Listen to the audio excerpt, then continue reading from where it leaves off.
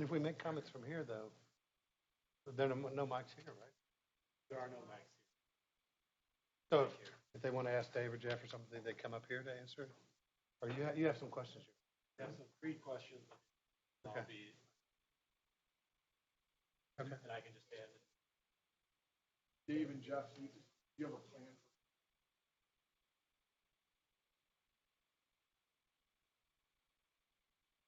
Okay.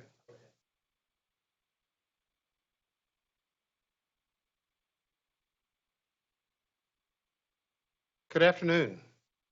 I'm Marshall Runge, CEO of Michigan Medicine. I'd like to thank you all for joining us this afternoon. I just heard there are 2,800 people listening now. And what we're trying to do today is to give you an update about how we are managing the COVID-19 situation, provide transparency about our plans, and talk about challenges in the coming weeks. Before we get started, I want to express my gratitude for all the care teams who really are courageously and without tiring taking care of not just our patients who have COVID-19, but also the many, many patients in our system and in our hospital who have other important medical problems. I was reading an editorial today it was a couple of days ago, by David Brooks of the New York Times, and he was talking about how people come together in times of crisis, but frequently in times of pandemic, everything falls apart. And I think it's that put into perspective for me the respect that I have for all of you, everyone here, but everyone who's participating in this town hall, because I don't sense that at all. I sense a great interest in helping each other and helping the system and most of all, helping our patients. We're providing COVID-19 updates on a daily basis via email and in our headlines newsletter. I encourage you to remain informed and be aware of these latest developments. We have a communication decision-making tree that we've introduced to ensure consistency of communication and to streamline the number of different emails you receive on this topic. When we first got started, there were so many emails, it was hard to do anything else. And we'll show that, I think we're going to show that decision tree in just a moment, correct? No, we're not going to show you that decision tree, but we'll send it to you. The reason for this is that to have this decision tree about communication is because the University of Michigan has a number of policies. We have to work within those guidelines, but we have great flexibility in how we apply those to ensure the safety of our patients, our staff, and our community. The Department of Communications is charged with ensuring that our communication is aligned with the broader university and primarily that it's consistent and coordinated. As an example that may help you understand this a little bit, it has to do with approach to elective procedures. We don't want every department to determine their policy in a vacuum and communicate separately because that will cause great confusion. Instead, our command center is doing a great job of looking across the organization, helping to determine what is the best approach given the swiftly changing landscape, and then to communicate that. I want you to know that we are prepared for this pandemic. There were preparations and drills in the past to prepare for such a thing, and immediately upon the realization that this was coming to the United States, a response team was assembled, has been working 24/7 to assure our readiness and to be able to take on new challenges as they come along. Our incident command center has been diligent about monitoring the needs of the organization, and new teams are focusing as we define new operational challenges and protocols.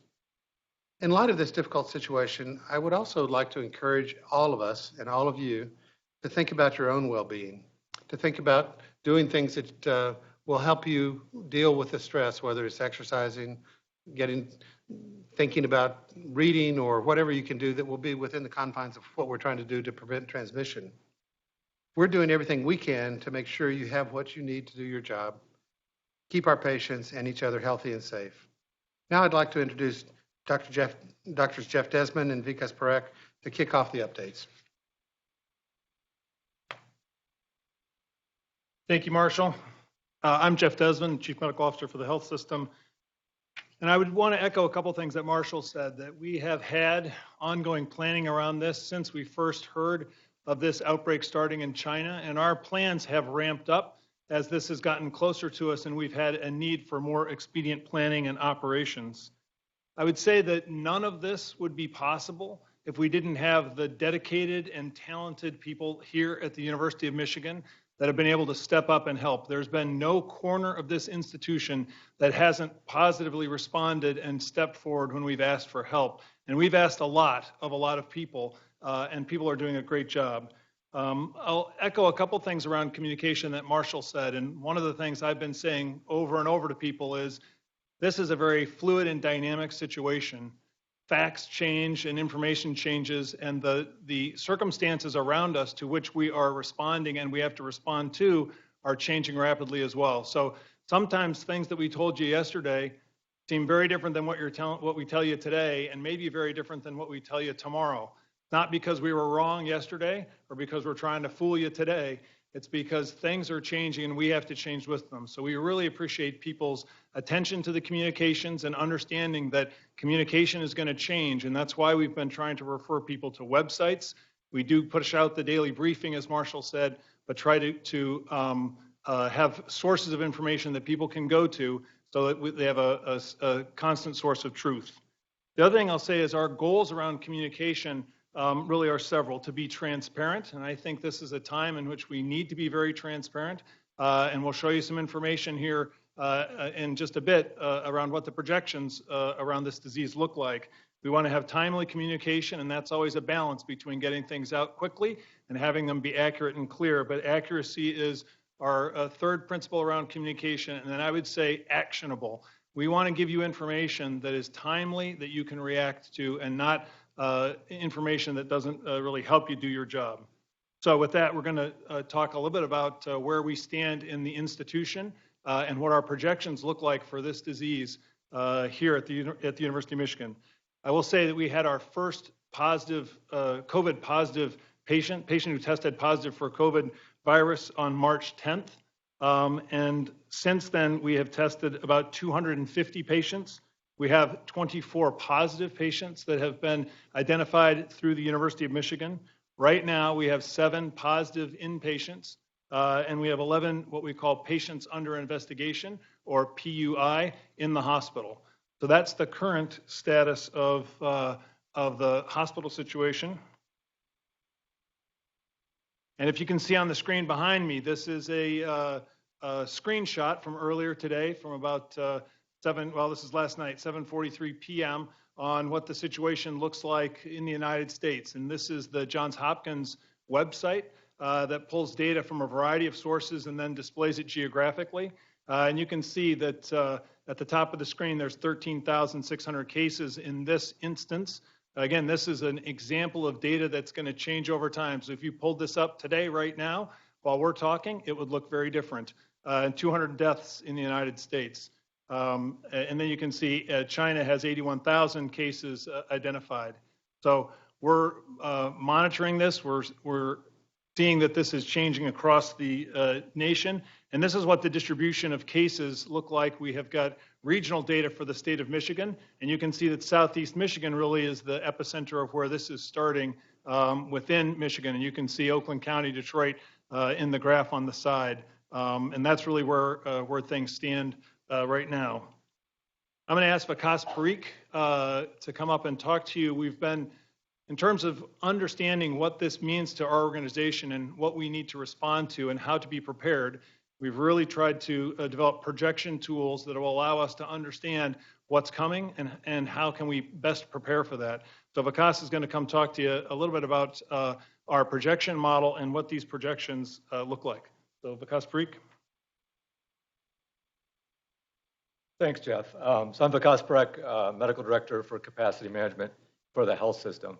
So one of the great things about being at the university is that we have lots of talented, smart people who can help us understand what we are seeing today and what we can anticipate in the future. One of the things that we were asked to do was to model what this would look like for us at Michigan Medicine if the COVID disease spread rapidly and severely through our area. And this model essentially takes data from our experience across the world, understanding how many people will be hospitalized, how long they'll stay in the hospital, and then allows us to project what a severe scenario might be for us at Michigan Medicine. So if we look at this model, and we call this a severe spread model, so this is somewhat of a worst case scenario, but we want to be prepared for what could come.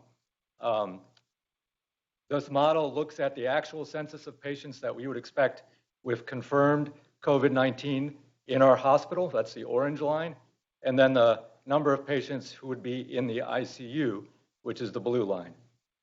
And so I'll point out a few notable dates. We take this model out to March 29th. We would expect we would have 32 beds occupied by COVID positive patients. By April 6th, we would have 32 ICU beds occupied by COVID positive patients and about 150 total COVID positive patients. And then if the model continues out in an exponential way, by mid-April, we would have over 600 patients essentially filling our adult hospitals with patients.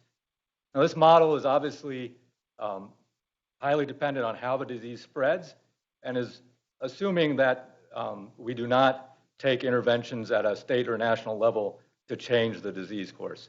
We know that there have been many interventions, and so the trajectory could vary from this, but we wanted to understand what we have to be ready for as a health system. We're tracking the model against actual numbers. As of today, this morning, we had 7 patients in the hospital who are COVID positive. Our model had predicted 6. So far, we are tracking on this model. We will continue to update this data and share that with you as things progress. I'm going to transfer this over to Dr. Spollinger, who's going to talk about our principles.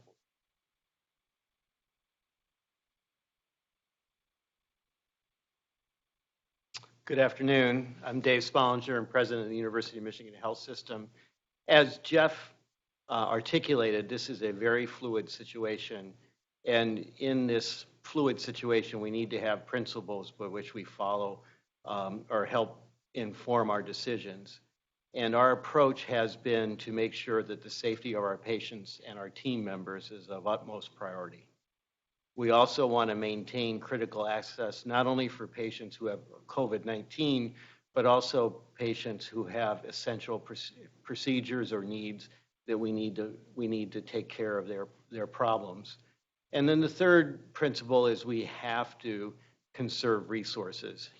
You have witnessed a number of changes, for example, in some of our testing protocols and other PPE protocols, and a lot of that has to do with either changes by the CDC or the World in their recommendation, but also a lot of it has been driven by information that we may be running out of things, and we have to conserve some of those materials. So all those things go into our decisions, but these 3 principles are really what we use to inform us.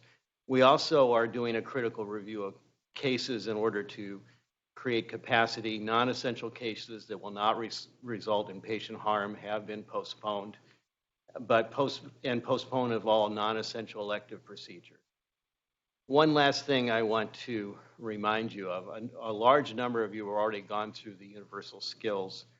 And I think under the stress and anxiety that everybody's feeling during this pandemic, this is the time that we have to remember our universal relationship skills, that we smile, we treat each other with kindness, we recognize that we all play a role in getting through this pandemic, and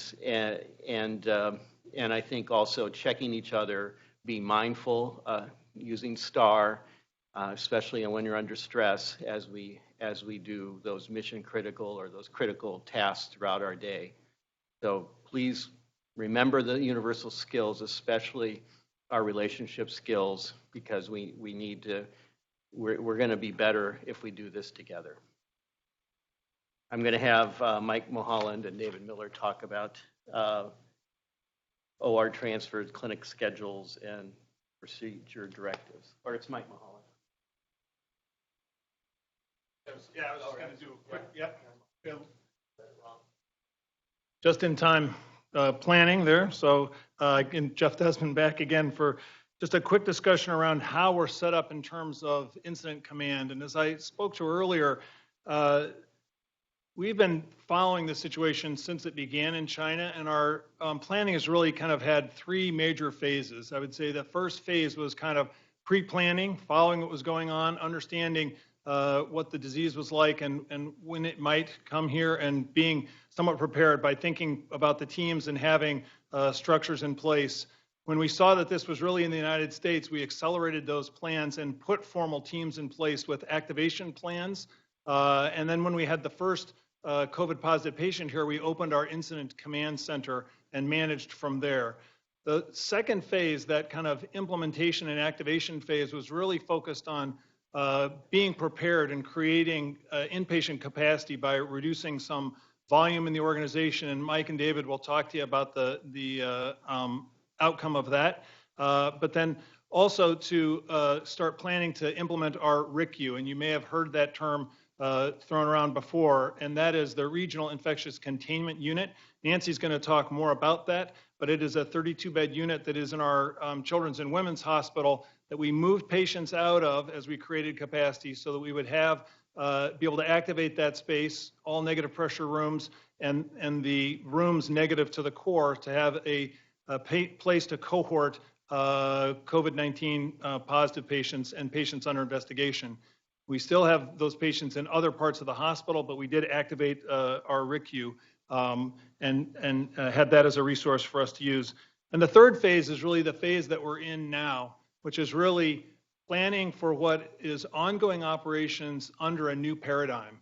So we're in a different operating state now, and Mike and David will talk to you about how we've reduced operations and what that's meant, and how we're managing differently, managing admissions differently, transfers differently, in order to be able to manage really what is in front of us now is going to be constraint management. And those constraints are really going to be in three large groups: people or personnel, facilities or places in which we do care, and then equipment and supplies, those things that we need to provide care for patients. So our goal is to stay ahead of this by understanding, based on the modeling that Vikas talked about, what the demands of those patients are going to be and what demands we have related to the ongoing care in the organization, but to be prepared for those things. So we track very carefully along supply lines for equipment and supplies, particularly PPE and testing supplies, and we can talk to you about some of those things. And then try to anticipate other constraints that may come down the line and would be challenging for us to manage. So our command center is going to stay open. We're open 12 hours a day now, and we're utilizing our hospital safety huddles in order to cascade information out, as well as to hear about what's going on.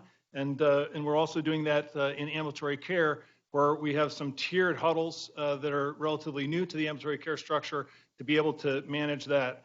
We have an overall organizational incident command structure that is in place that's managing the hospital, but also coordinated with the ambulatory care command structure that's set up so we can understand what's happening at the clinic sites. And Mike is going to talk to you about those things. So I think, Mike, you're next.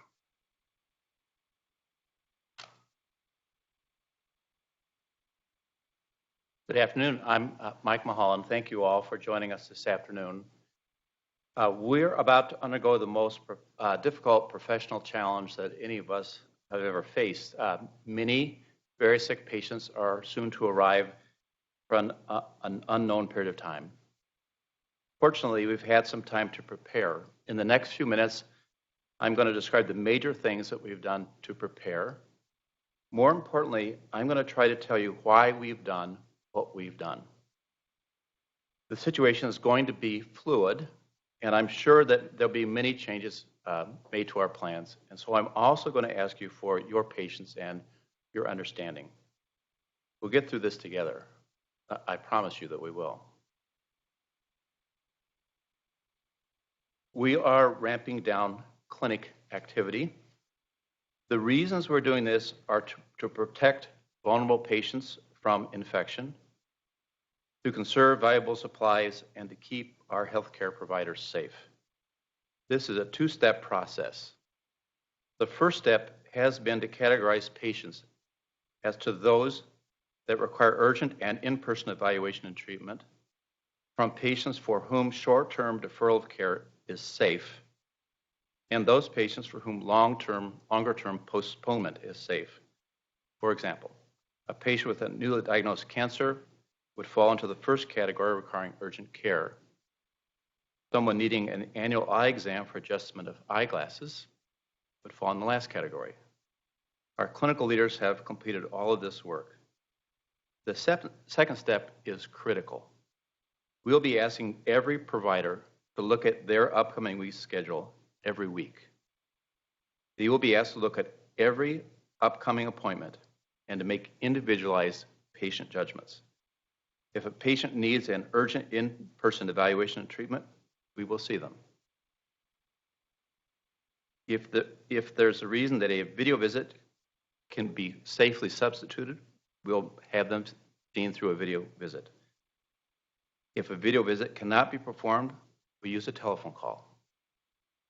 If problems are identified during the video visit or telephone calls that require urgent evaluation, we'll convert that right then to an in-person visit. For other non-urgent problems, the appointment may be deferred, but it must be rescheduled. This slide shows the ramp down in clinical activity over the past week and a half. We are dramatically accelerating virtual care so we can serve patients, protect vulnerable persons from infection, and keep our providers safe. We've expanded e-visits to Michigan Medicine patients and coordinated this with COVID hotline and testing plans. We've increased video visit and e-visits by 150 to 300%. We need to do much, much more. Video visit slots are being expanded. Rules around platforms like Facebook and Zoom have been relaxed during the pandemic. We have approval to expand video visits to adolescents aged 11 through 17 via portal proxies. The details are really important, and the details about how to take advantage of virtual offerings are available through the UMMG virtual care team. Elective invasive procedures, including surgical operations, endoscopy, invasive cardiology, and interventional radiology, have been suspended. The reasons we're doing this are to create much needed inpatient capacity and ICU beds, to conserve needed supplies like masks and surgical gowns, and to protect our workers. All cases have been reviewed to exclude only those in which no harm will come to the patient by a temporary delay. This slide shows the dramatic decrease in surgical procedures, both inpatient and outpatient, that have occurred over the past week since this work began. These efforts are having important effects already. This slide shows that limiting surgery, along with other efforts to curtail transfers and clinic admissions, have freed up 150 adult beds and 58 beds in MOD. On the lower part of the slide, you can see that additional ICU bed capacity has also been created, capacity that we're sure to need in the very near future. As of yesterday evening, overall UHCVC occupancy stood at 67%, a level that we have not seen in many years. Last evening, MOD occupancy was similarly at 68%. I'm going to give the podium over to Dr. Lorraine Washer.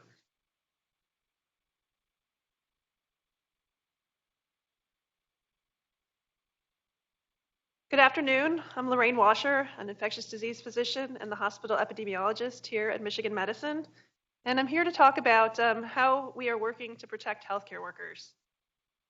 It's important that we understand how COVID disease is spread. The spread of COVID infection is primarily from prolonged close contact with an infected person's respiratory secretions.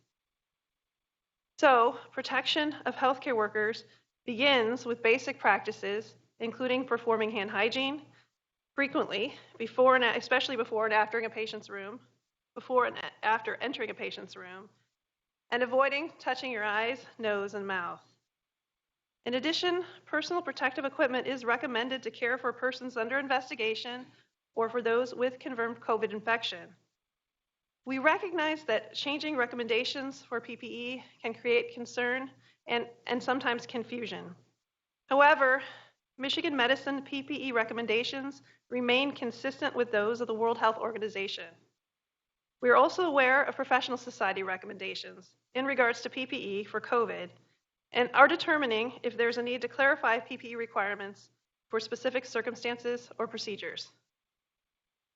Other PPE conservation strategies are very important, such as limiting the number and frequency of healthcare workers who enter a patient's room, batching of care, and cohorting of patients, and these must occur to responsibly use our PPE supply. In the event of current or anticipated shortage of PPE supplies, additional changes may be required, such as using extended use or reuse of masks. I'm going to move on and talk briefly about testing for COVID. Unfortunately, at the current time, testing for COVID is not available for everyone who has symptoms of potential COVID infection. This is true nationally, at the state of Michigan level, and it's true at Michigan Medicine. This is due to supply limitations around testing swabs and viral transport media, as well as lab capacity at all levels, both commercial and in-house capacity. Therefore, prioritization of testing is required. Broadly, high priority groups are patients with severe illness requiring hospitalization, patients with immunocompromised conditions, and individuals who may be more likely to infect many people or infect vulnerable populations, such as residents of long-term care facilities. Testing of individuals who have no symptoms is not indicated. I think I'm going to turn now to Nancy May, Chief Nursing Executive. Thank you.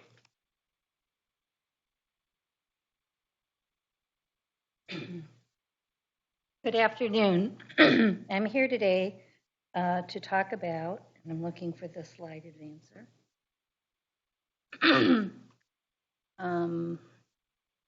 Going to get us up to slides. Our Regional Infection Containment Unit, or RICU unit. Our RICU unit is an amazing unit located in the Children's Hospital on the 12th floor on the east side of the building. About a week ago, a little over a week ago, Dr. Desmond had asked the nursing leadership team to execute on getting the RICU unit open. And we all kind of looked at each other and thought, we'd been talking about it a good while, but it actually was happening.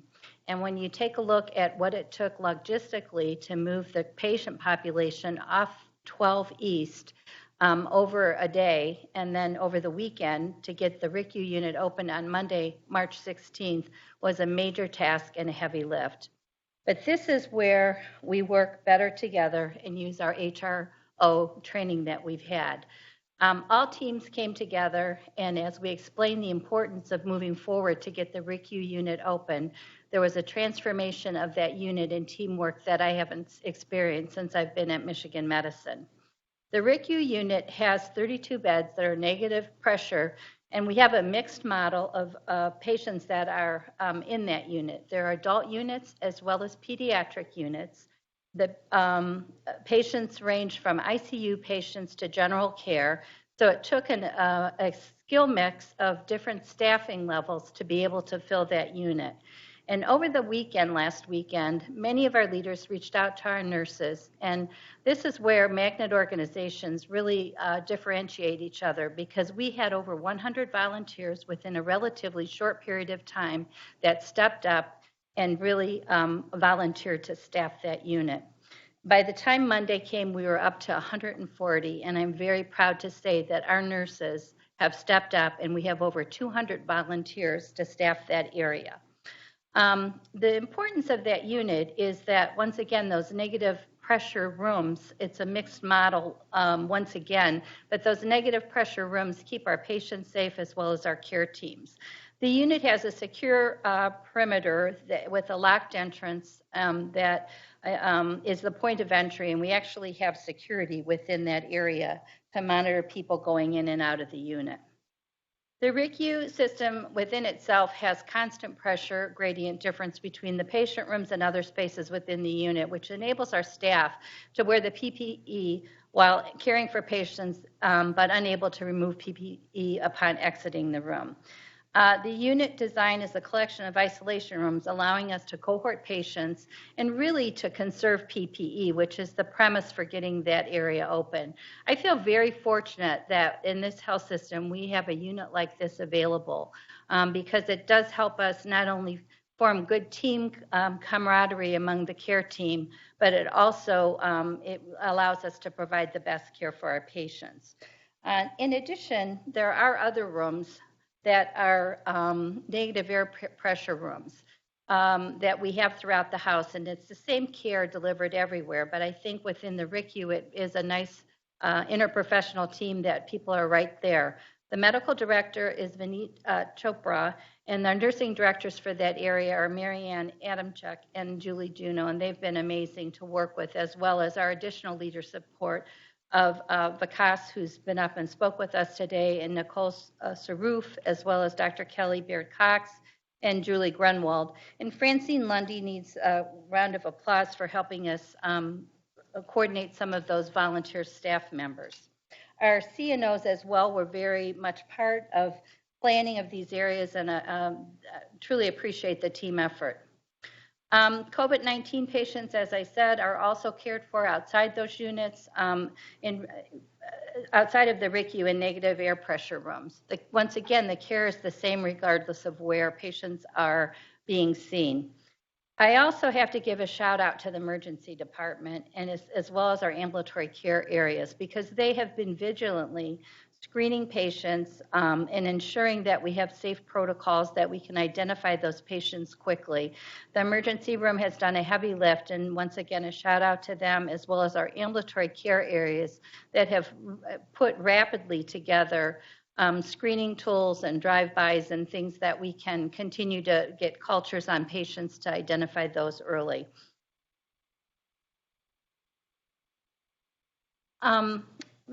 What I'd like to end with is when we started out this year, 2020 was designated as the year of the nurse and the midwife.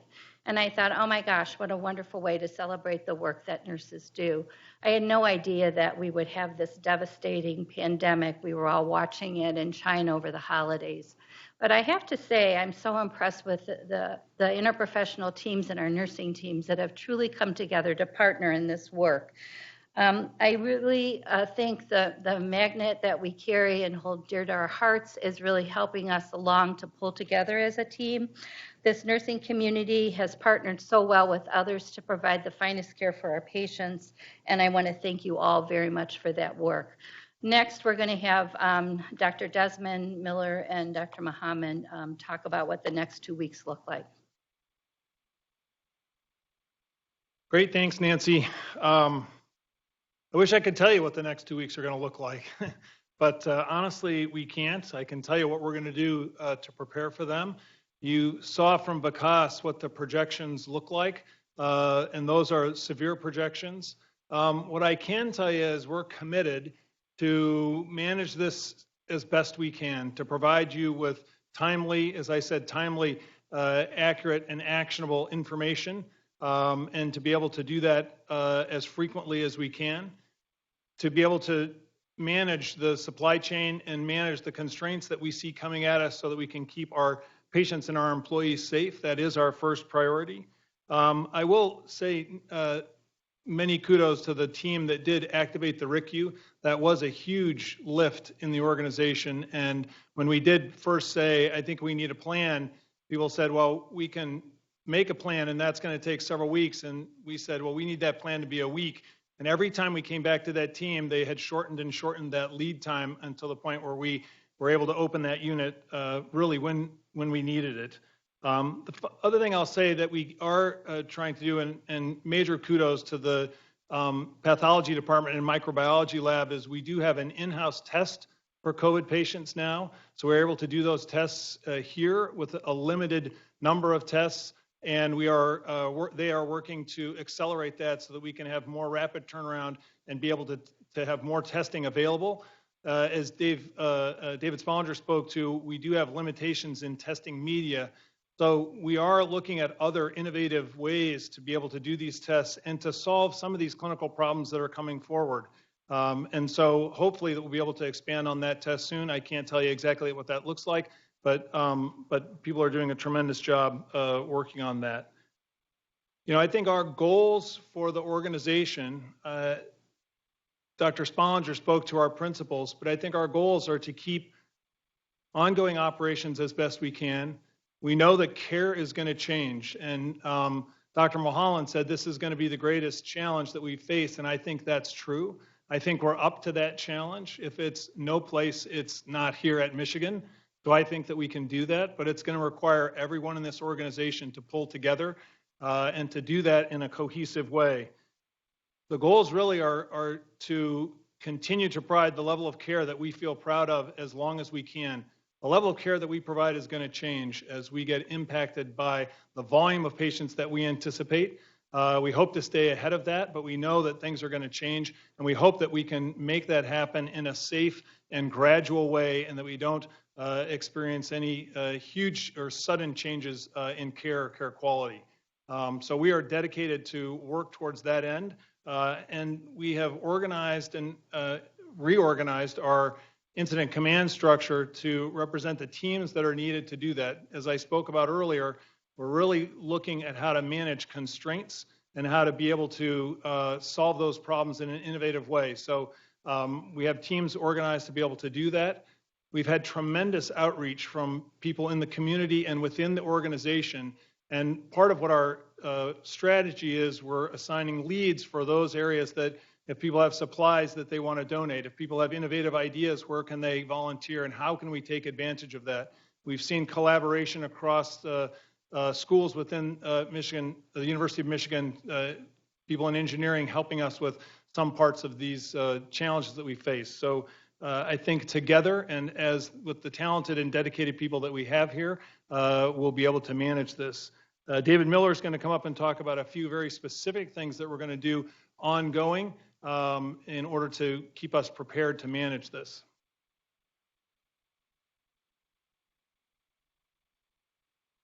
Thank you, Jeff. I'm David Miller. I'm a urologist here and the Chief Clinical Officer for the University Hospital and Cardiovascular Center. I'd like to first start by expressing my gratitude to all of our team members who are coming together to care for our patients and for each other during these really unprecedented times.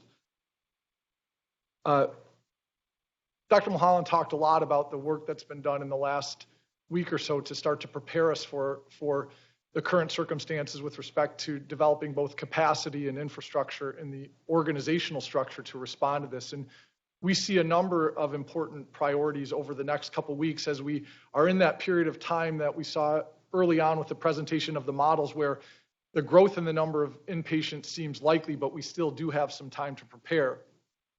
Importantly is the ability to continue to increase our ability for testing, both for patients taken care of in the hospital and for patients in our community. And so we will continue to see improved efficiency of testing for patients and providers. We're looking at ways to integrate telehealth as a process for screening patients who might benefit most from testing and expanding the availability of COVID testing, including the use of our hotline and curbside testing for pediatric patients starting on March 23rd. Our ability to continue to care for patients with healthcare needs beyond just COVID infections is also incredibly important. And this work is ongoing with a particularly relevant example in the ambulatory setting of continuing to expand our virtual care capabilities to meet the needs of our patients under different circumstances and through different work mechanisms. We are expanding our video visit platform to include a new vendor that allows higher visit volume capacity and allows the work to be more seamlessly embedded within our current electronic medical record. Our colleagues in ambulatory care will expand the number of virtual visits, and this will be supported by expanded portal help desk hours and services and easier functionability to schedule video visits over the next several weeks. So again, focusing on preserving care as much as we can for patients with both COVID-related symptoms and patients with pre-existing conditions that require our time, energy, and expertise. In terms of procedural volumes, we will continue our process of carrying out only those essential and urgent and emergent procedures. We'll see some likely consolidation of where the procedures are performed in the ambulatory setting to our Brighton and Kellogg facilities. We will continue to look regularly at the data and what we are seeing in terms of preservation of our resources and what that means for continuing scheduling of surgical cases. And all the while, we will maintain the capacity we've achieved in the slides demonstrated in the slides presented by Dr. Mulholland earlier in the presentation. And this is evident from this slide, which shows the stabilization and low levels of cases scheduled in our ambulatory surgery centers and the concentration of these cases to our facilities in Brighton and the Kellogg Eye Center. I think overall, as Dr. Desmond mentioned, our goal is to achieve the ability now to move into this next phase of sustained care delivery and safety. And this is for our patients and this is for our team members. We will continue to maintain our capacity. Problem with animation, sorry. We will continue to maintain our capacity management strategies. This will include carefully assessing those surgical procedures that are scheduled and using the expertise of our clinical leaders to determine which cases need to be performed and which can be safely postponed. We'll look at our transfer process and understand how we can best accept those patients who need our particular areas of expertise most during these difficult times.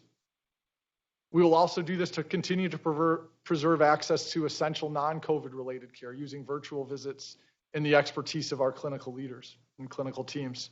We all have a responsibility and an opportunity to support our clinical teams, and this may come in one of many different ways. This may be through active participation in clinical care. It may be in the development of clinical guidelines that help inform that care across the organization. It may also be in the development of instructions or support for patients, or just contributing to taking care of each other and our families.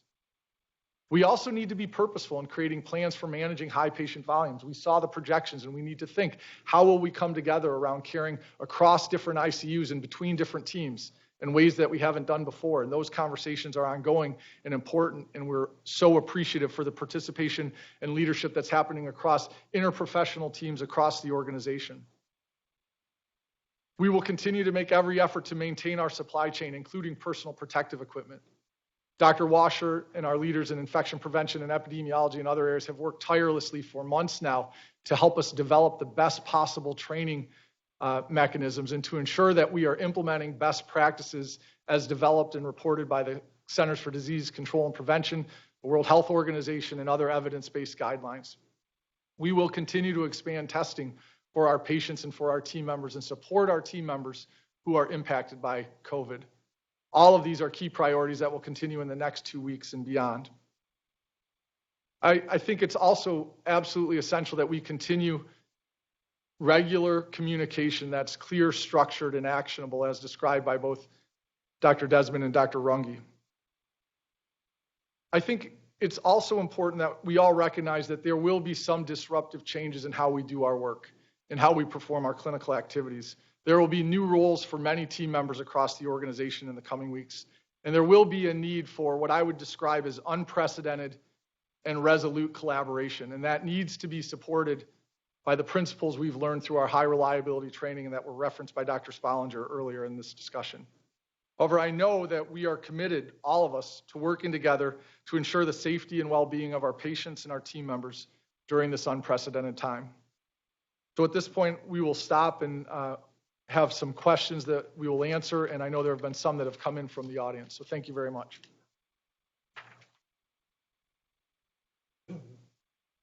So there's a number of questions that have come from the audience, and what I'll do is I will call up the person I think has the best opportunity to answer these, and I've cohorted the questions so that you only have to come up once to answer several questions. I'll start with the first one, which was any comment on Governor Whitmer's executive orders, and I would just say that I am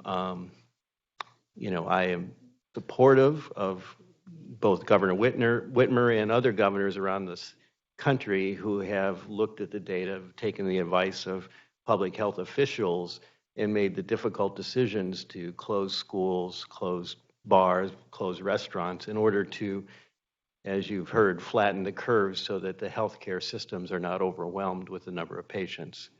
Those were very difficult decisions, and they've done what was in the best interest for public health, realizing that this has an enormous impact on the economics of the state and is obviously going to create challenges. Also, other executive orders as they come out, the Michigan Hospital Association has been working with the governor's office to clarify those orders. And in general, we've been very supportive of those orders. So I recognize the difficulty is to make those decisions and support those decisions. They help us as providers.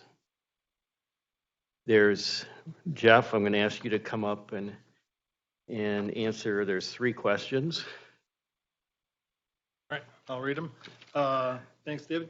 So the first question is, what is our ventilator capacity, and do we have the ability to increase that if needed? So one of the things that we're going to commit to is not telling you things that we don't know to be 100% true, so I won't give you a number. But what I will tell you is we know exactly how many ventilators we have. Twice a day, we do a ventilator survey of who is on ventilators and what we have in capacity in the organization. And we have that, and we're feeding that information to the command center now. So we have plenty of ventilators at this point, and ventilator capacity in the next several weeks does not seem to be an issue. We do have the ability to increase that, and our supply chain people are looking at that. One of the things that we are building out from the modeling that you saw from Dr. Parikh's models is to understand if we start to reach those levels of patients here with COVID-related disease, what are the downstream consequences and what are the supply items and what are the supply chain things that we need to assure are there in order to take care of those patients. So not only is it the ventilator, but we have to think about all the associated things, the filters, the tubing, the suction equipment, and all of that. And so we are building that out from the command center so we understand what that is and we have a line of sight on that. You may have heard some places talk about doubling patients up on ventilators. That is a novel way to expand capacity, and that's something that we're also going to look at as well if we need that. So our goal is to provide, the top-notch level care that we can and usual care, and then if we need to do these innovative things because of significant constraints, then we would move to that. So I think we feel comfortable with our ventilator capacity. The other thing I'll say is it's not just ventilators, though. It's the staff to care for them. It's the respiratory therapists. It's the nurses. It's the providers that we need in order to reach that capacity as well. So while we hear in the press and focus on particular things that seem concerning, there's really a lot of other pieces that you need to make those things effective. So we're trying to look at all of that. The second question is about the RICU, and it says, how many ICU beds do we have in the RICU? As we've said, the RICU has 32 beds. We are providing a mixed level of ICU and general care in the RICU now. We have the capacity to make that all critical care. And then we also have the capacity to consider doubling up patients in the RICU rooms if we needed to do that. So one of the things that we are thinking about as we plan, and you've heard us talk about our plans, and we're in this phase of kind of different operations now, is we're starting to look through the organization and say, what are the next steps? What would we build out next, and how would we cohort patients in the RICU, and then even beyond the RICU if we had to, and how would we manage that care and organize that care? So I think we're looking at that, but we are caring for COVID patients outside the RICU in the ICU beds that have the appropriate airborne isolation precautions now. There may become a time when we have to do that care outside of those rooms because that's just what we need to do to meet the patient demand, and we will address those as they come, and we will do that in the safest way possible if it comes to that. The question is, how are patients safely transported? So even before we had our first patient here, we had walked through scenarios about how do you move patients across the organization. And some of this preparation that we're taking advantage of really is built on preparation that we've had for many years related to disaster preparedness. And honestly, with the Ebola crisis that came out, we did a lot of special pathogens precautions care design when we were looking at Ebola patients potentially being in this organization. And so we're building on some of those things that we had in place on how to have these protocols. So we have actually transported safely a number of patients with COVID disease from one part of the organization through the ED to the unit. We do that right now with a specialized team. Our SWAT nurses do that. And we have security that helps maintain distance around that transport and make sure that it's as safe as we can, and then the appropriate disinfection if needed as those patients go through the hallways. So I think that we have really been able to manage that relatively well. David, I'll let the rest of the questions. Yeah, so Lorraine, there's a lot of questions here around testing. And I think what I would do is read through them and then Okay, just figure out how you, because some of them are overlap. great, thank you. I'll try to answer as many of these questions as I can. So let's see. How accurate is current testing? That's a good question. I think that there are a couple of ways to answer this question. One is analytically, how good is a laboratory test at detecting viral particles? It's very, very good at detecting viral particles in patients who are infected with COVID. The level of detection is down to just a few viral particles. But this depends upon the correct technique of getting the nasopharyngeal swab, getting it transported to the testing facility in the correct way, and using the correct viral transport media. No test, however, is perfect, and there is a potential for false negatives.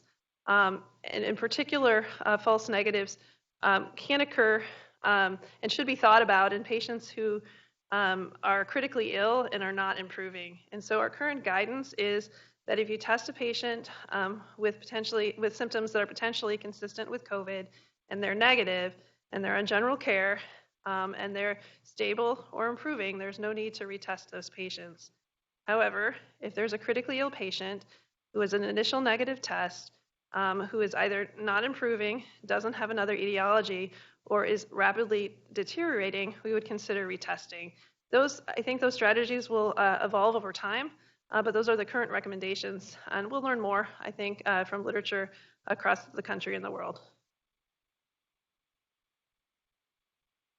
Oh, right, and because of that, we are recommending that individuals who are tested for COVID, who are negative but continue to have respiratory symptoms, and there is no other clear etiology for their symptoms, they remain in droplet precautions for the duration of their stay. And the reason for that is that we're still providing a level of care for the patient, and we're providing a level of PPE for the provider in the event that it was a false negative test. Okay, how are COVID tests being handled? What is the unit's capacity for testing? So I think that this is an evolving question. We are actually very fortunate to have capability for in-house testing. We are one of 4 hospitals in the state of Michigan that can do testing for in-house testing. The current capacity for testing is approximately 100 tests in a 24-hour period. The turnaround time is approximately 8 to 10 hours. We expect that early next week that will rapidly change to have a turnaround time test of approximately 3 hours with nearly doubling of our capacity for testing in-house. And so we need to carefully manage our testing capacity because although that is doubling of our current capacity, that is still, may not meet the demands to test everyone who has symptoms of COVID. I mentioned a bit about prioritization of testing, and it has to do with limitations of the testing supplies.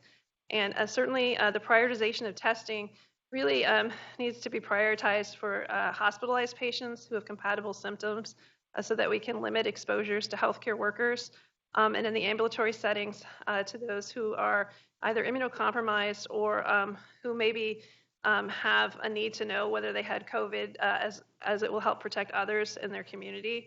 And we partner using a clinical strategy as well as a public health strategy to make those prioritizations. Any modeling projections on infection rate for healthcare workers? It's a very interesting question, and I think the answer is I don't have a modeling projection. But what I can say is that rates of infection in healthcare workers have varied across the world depending upon which country you're looking at infections from.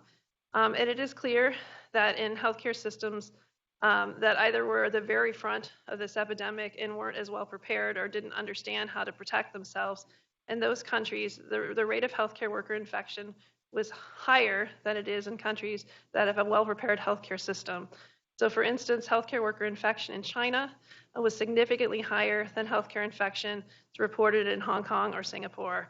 And we hope that with a correct approach to training our healthcare workers, providing appropriate PPE, identifying patients early, that we can provide the best level of protection for our healthcare workers We are committed also to being able to support healthcare workers who may need to be put in quarantine or have to self-isolate, and committed to being able to provide testing for them as well.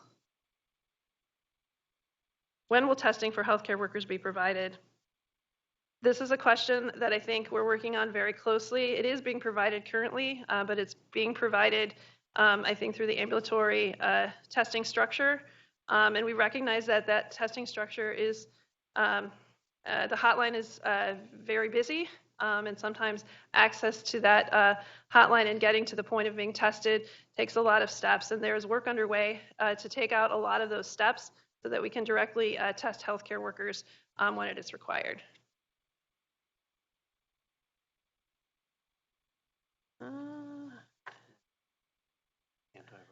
Oh, right. So there's a lot of questions about treatment. So there aren't any proven treatments for treatment of COVID infection. However, there are many approaches, and we are very fortunate that our infectious diseases teams and our antimicrobial stewardship teams have really been looking at all the literature and looking at all the possible approaches to testing. We actually are able to enroll patients in various protocols for investigational drugs, including remdesivir, which is the most promising antiviral, as well as an anti-IL-6 therapy, as well as other investigational therapies. And so I think that we're in a good position there to offer treatment to our patients should they need it. Thanks.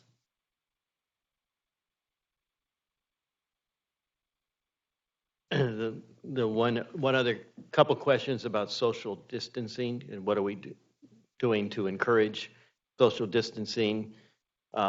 You can see that none of you are here today. We have a very small crowd here. We just the leadership. We're trying to do as much as we can virtually. And related to that, should patients be in the cafeteria? Visitors do need food, and hospital cafeterias were exempted from the governor's executive order, and we have gone through a process of moving the tables apart and chairs to try and enable more social distancing while still providing services for our patients. Somebody also asked, should healthcare workers interact with their family? This seems more personal, but I think we have said that we're all under stress, and interacting with our families and going home to our families is something that is good for us from a stress-related thing. It's different if you've had a significant exposure and then have to self-isolate, then that is not a time to, that is a time to stay away from your family. But other than that, I think at this time I would say continue to interact with their family. And there are a number of HR questions here which we won't have time to answer right now, and we will provide written responses to the HR questions. And I think plans for shortages is supply chain. I think the command center, we are dealing with discussing shortages on a daily, and Janet Ambrosisi has done a terrific job in trying to find supplies when we're in shortage, and we're coming up with different options. You heard that we have challenges with viral transport media. We're looking to see whether we can split that to double our size, but then we're running out of swabs, and could we use a different swab? And so there's constant, problem solving on a daily basis to try and deal with the shortages that we're facing. You hear about it every day in CNN, and we are doing the best problem solving so that we can keep everybody safe and we can continue to treat our patients. We've run out of time here. Thank you for dialing in. We keep the questions coming. We'll try and answer as much as we can, try and get them all answered with some written communication. And have a good afternoon.